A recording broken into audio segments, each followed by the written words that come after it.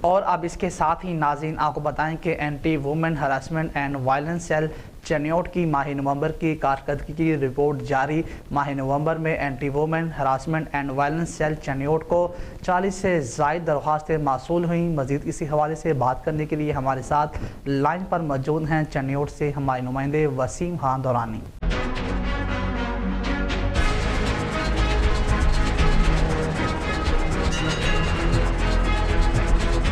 ہاں جی بالکل، anti women harassment and violence cell خواتین کو ہر طرح سے تحفظ فراہم کرنے میں بھرپور کردار ادا کر رہا ہے۔ خواتین پر گھریلو تشدد، ہراسگی، بدسلوکی کے واقعات کی روک تھام کے لیے اقدامات جاری ہیں۔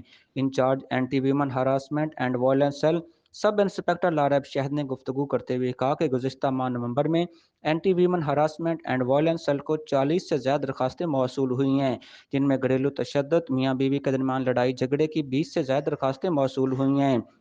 خواتین کو ہراساں کرنے کی 10 سے زیادہ درخواستیں موصول ہوئیں۔